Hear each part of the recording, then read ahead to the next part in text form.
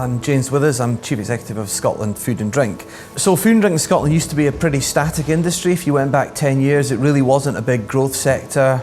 And over the last years, it's gone from being a static growth sector to Scotland's best performing domestic sector of the economy and our fastest growing export. So we have a crucial thing behind us, which is momentum.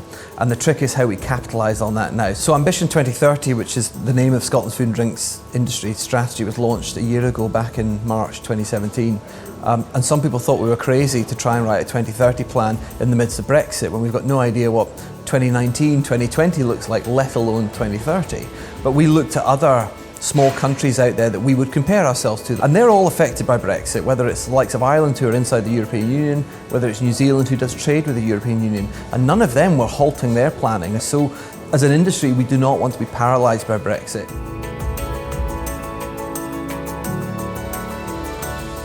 At the moment, Europe's the ballgame for food exports. Likewise, a third of our workforce comes from the European Union, right from factory floor workers up to boardroom level. There are people from the European Union who are running our parts of our industry.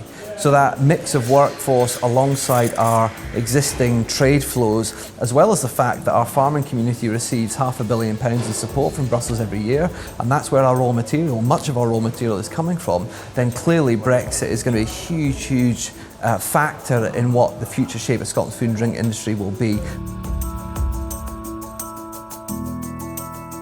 The farming, fishing, food and drink industry employs around about 120,000 people. So it's the biggest employer we have in Scotland. And a third of that workforce are other EU nationals, so about 40,000 of them. So they're a critical part of our infrastructure. And these are not people who are reluctantly hired to fill a gap in the factory night shift. These are people who are at the heart of our sector. Many have built their roots in Scotland, they've brought their families over. So we need to maintain that workforce. We need to give them an overwhelming message that not only do we need them, they're important, they're valued, they're talented entrepreneurial people. But where does the pipeline of the future workforce come from as well? We know between now and 2022, we've got another 27,000 jobs we have to fill in the Scottish food and drink industry. Not all of that is going to be filled from a domestic workforce. So Europe has this PGI programme, so Protected Geographical Indicator status. It's the same kite mark that sits on champagne and Parma ham, which means that you can't fraudulently claim to be producing champagne in some other part of Europe. It has to come from that region. We've got that same protection on products like Scotch beef and Scotch lamb, like Arbroath Smokies, like Orkney cheddar. And that kite mark, that accreditation is important.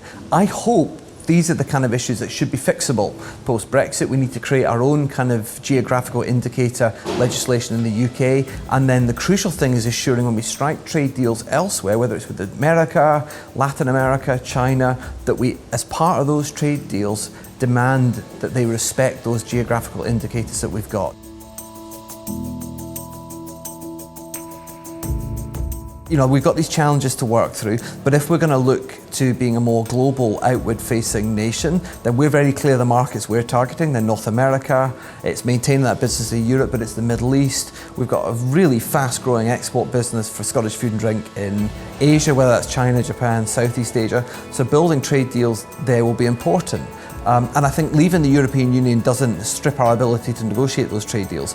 The first country ever to have a free trade deal with China was little old New Zealand. 4 million people, much like Scotland, got a topography, much like Scotland. It's got a food and drink industry, not that dissimilar to Scotland, and they were able to strike a trade deal with China. But I go back to the point that 7 out of every £10 that we're selling internationally of Scottish food goes to the European Union, and we have to avoid shocks. We've got staff based in cities around the world and markets beyond Europe, but that takes time. It takes a generation to build an export industry, and Scotch whisky's been successful because we've been doing this for a century.